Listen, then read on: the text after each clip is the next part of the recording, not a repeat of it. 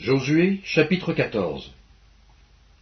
Voici ce que les enfants d'Israël reçurent en héritage dans le pays de Canaan, ce que partagèrent entre eux le sacrificateur Éléazar, Josué, fils de Nun, et les chefs de famille des tribus des enfants d'Israël.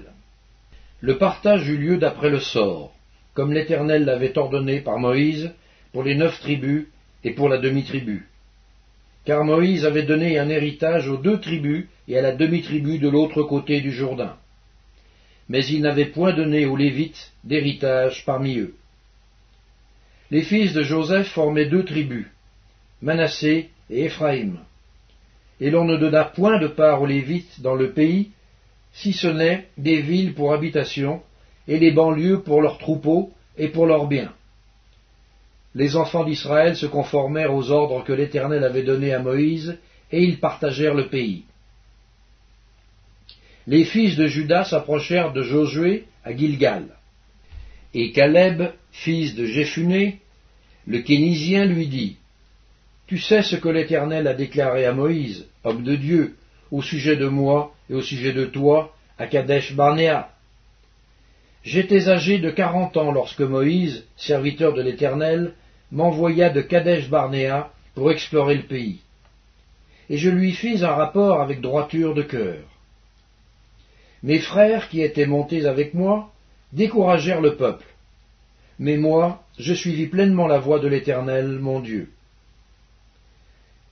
Et ce jour-là, Moïse jura en disant : Le pays que ton pied a foulé sera ton héritage à perpétuité, pour toi et pour tes enfants, parce que tu as pleinement suivi la voie de l'Éternel, mon Dieu.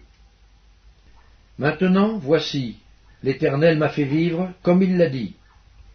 Il y a 45 ans que l'Éternel parlait ainsi à Moïse, lorsqu'Israël marchait dans le désert.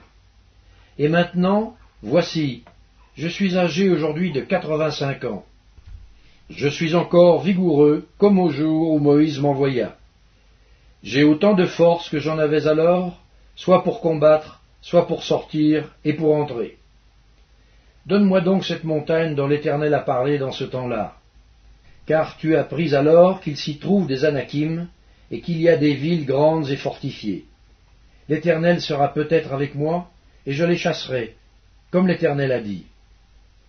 Josué bénit Caleb, fils de Jéphuné, et il lui donna Hébron pour héritage. C'est ainsi que Caleb, fils de Jéphuné, le Kénizien, a eu jusqu'à ce jour Hébron pour héritage, parce qu'il avait pleinement suivi la voie de l'Éternel, le Dieu d'Israël. Hébron s'appelait autrefois Kirjat Arba. Arba avait été l'homme le plus grand parmi les Anakim.